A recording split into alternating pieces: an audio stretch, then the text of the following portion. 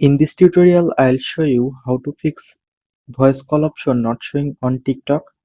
Let's see how to fix this problem. First, ensure that you and your friends are following each other, and then go to Play Store. Now click on search bar and search for TikTok.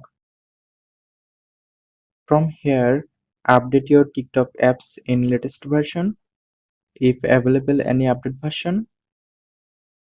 After completing update process, now power off on your device.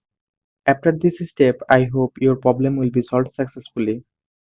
If still voice call option not showing on your TikTok account, then wait few times because the call option is not yet available on TikTok for all users. Also, the TikTok call option is not yet available in many locations.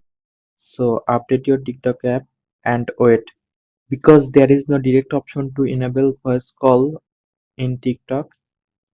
If your TikTok app is updated when you are eligible to get the call option will be automatically added to your account.